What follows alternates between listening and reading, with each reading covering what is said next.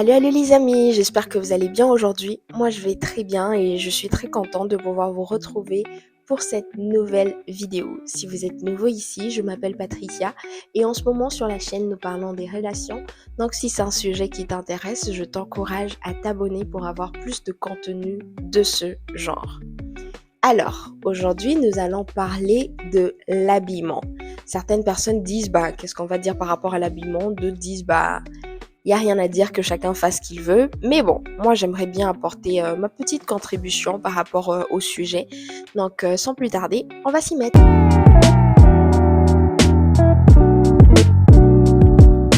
Déjà, je pense que l'habillement n'est pas quelque chose d'anodin.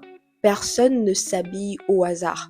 Vous voyez, les pensées d'une personne, c'est quelque chose d'invisible. L'état de cœur d'une personne, c'est quelque chose d'invisible. Par contre, cet état intérieur, ce système de pensée à l'intérieur de nous peut être traduit par nos actions. En fait, nos actions viennent traduire ce qui est intérieur. Nos actions, notre façon de faire les choses, notre façon de parler, traduisent au fait ce qu'il y a à l'intérieur de nous. D'ailleurs, c'est pour ça que la Bible dit, c'est de l'abondance du cœur que la bouche parle. Parce que dans ta bouche, dans ta façon de faire les choses, on peut savoir où est-ce que tu en es intérieurement. Quelqu'un qui est triste, par exemple, c'est quelqu'un qui va s'habiller peut-être de façon délaissée.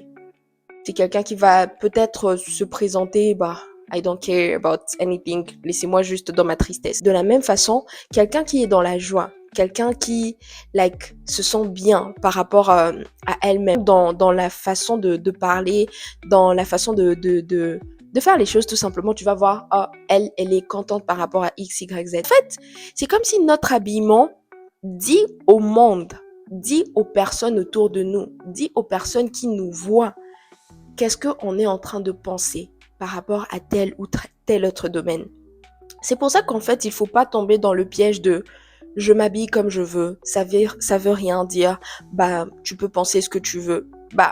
Justement, la personne va penser en fonction de ce que tu lui as présenté. Que la Bible dit que notre corps, en tout cas ça c'est valable pour tous, notre corps, homme ou femme, est le temple du Saint-Esprit. Comment est-ce que tu présentes ce temple-là au monde? On transporte le Saint-Esprit. On est la représentation du Saint-Esprit. Bon, pas la représentation, mais je veux dire, on est son habitation. D'ailleurs, la Bible dit que nous sommes même ambassadeurs. Imaginez un ambassadeur d'un pays qui va à je ne sais quelle réunion habillé n'importe comment. Cet ambassadeur, non seulement on va dire il est pas sérieux, on va dire qu'il n'a pas respecté son pays, on va dire qu'il n'a pas non plus respecté l'endroit où il est allé, tout simplement à cause de qui il est.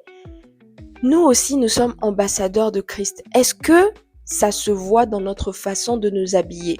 Et au fait, par rapport à ça, je veux un peu enlever le débat de « Oh, mais à l'église, je m'habille bien, au travail, je m'habille comme ça, quand je vais à une fête, il y a des habits de la fête, etc. » Notre habillement, comme je disais au début, traduit qui nous sommes et qui nous sommes nous suit partout où nous allons. Au fait, ton identité, comment est-ce que je peux dire ça?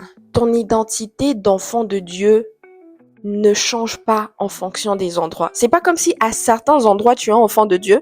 Donc quand tu es à l'église, tu t'habilles d'une certaine façon et puis quand tu sors de l'église, tu n'es plus enfant de Dieu, tu suis les styles du monde.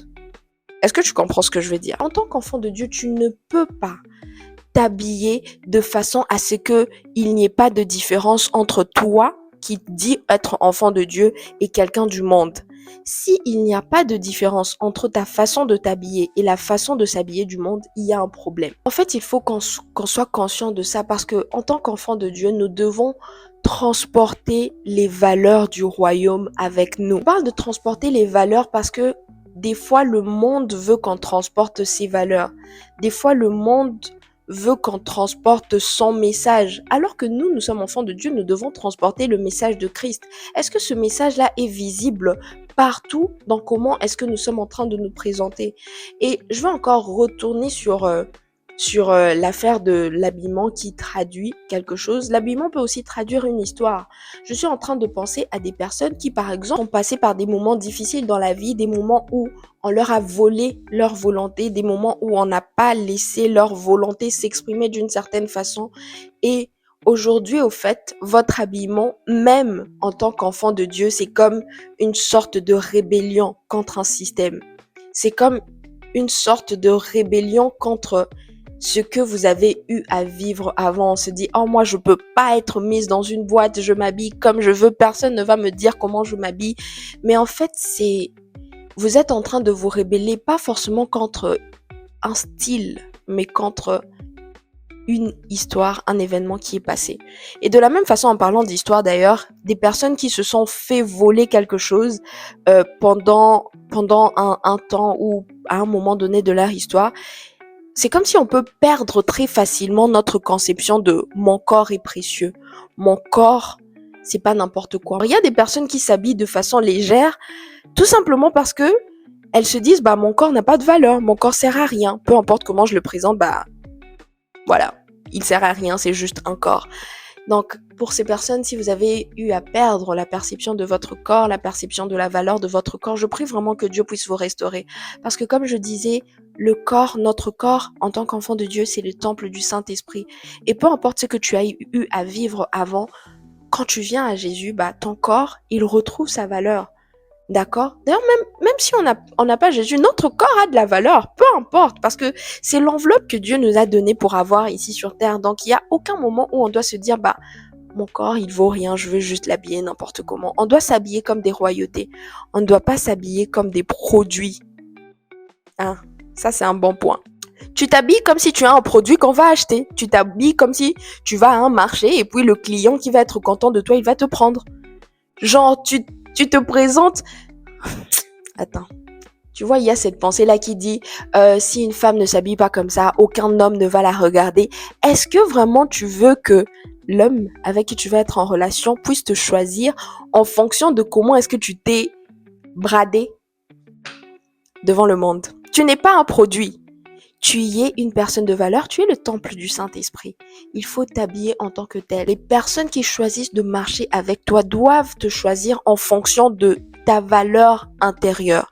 Et si tu n'as pas conscience de ta valeur, il faut arrêter de se cacher derrière les artifices, derrière les choses extérieures. C'est comme si on se dit, moi je sais pas ce que j'ai à offrir à l'intérieur, du coup au moins l'extérieur, je dois maximiser sur ça. C'est pas comme ça que Dieu a fait les choses. Dieu, quand il créait l'homme, il a d'abord parlé, faisant l'homme à notre image, après il lui a formé un corps.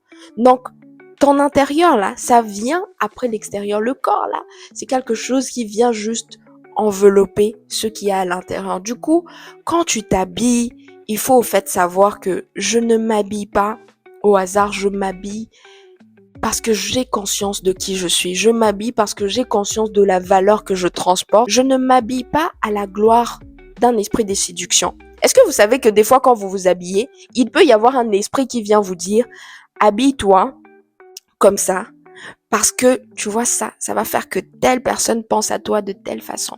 Genre, tu es en train de t'habiller de façon à provoquer des pensées impures dans le cœur de la personne qui va te voir.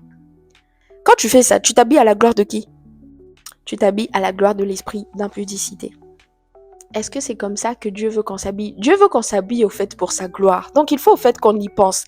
Quand je suis en train de m'habiller comme ça, c'est quoi la pensée dominante que j'ai? Si j'ai des pensées de séduction, si j'ai des pensées d'impureté, ça démontre très clairement qui est-ce qui est en train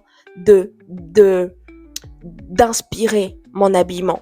D'accord? Et au fait, par rapport à ça, je tiens à dire que c'est vraiment un truc important. Peu importe ce qu'on fait, on doit avoir dans nos cœurs le désir d'honorer Dieu. Un cœur qui veut honorer Dieu, ce n'est pas un cœur parfait. C'est pour ça que si vous vous rendez compte pendant que je suis en train de parler, vous vous rendez compte que votre style là, c'est vraiment compliqué. Il n'y a pas besoin de vous casser en quatre sous la culpabilité là pour n'importe quoi. Non. Des pensées de culpabilité ou des pensées de condamnation, c'est vraiment l'ennemi qui vient avec ça. Par contre, Dieu veut qu'on puisse progresser. Ça veut dire que même dans ta façon de t'habiller, tu dois progresser. Aujourd'hui, ce n'est pas parfait. On est d'accord avec ça. Mais il faut avoir le cœur de Seigneur, je veux que même dans mon habillement, je puisse te glorifier. montre-moi comment est-ce qu'on fait ça. Et tu vas voir que petit à petit, tu vas grandir de façon à ce que ton habillement puisse traduire le message de Christ que tu es. Ton habillement puisse traduire les valeurs du royaume que tu transportes. Ton habillement puisse traduire au fait les standards du royaume. D'accord? C'est ce que je voulais vous dire. J'espère en tout cas que cette vidéo vous a édifié. Si c'est le cas, mettez un pouce, partagez-la également. Et moi, je vais vous donner rendez-vous très bientôt pour une prochaine vidéo. Peace!